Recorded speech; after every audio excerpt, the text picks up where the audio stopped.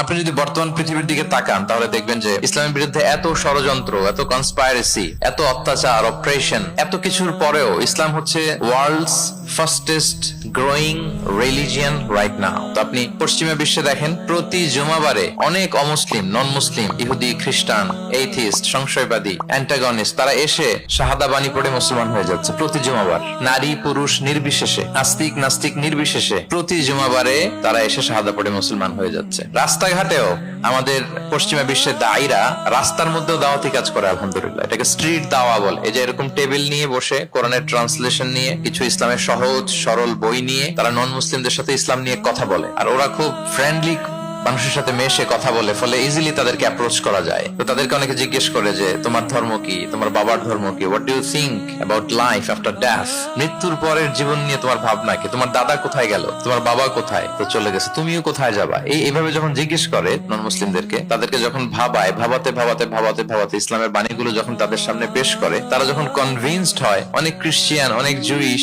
অনেক নন মুসলিম ওই রাস্তার ওই দাওয়া কাজের মধ্যে, স্ট্রিট দাওয়াতে ওইখানেই ঘোষণা দেয় আশহাদু আল্লা ইলাহা ইল্লাল্লাহ ওয়া আশহাদু আন্না মুহাম্মাদান আবদুহু ওয়া রাসূলুহু।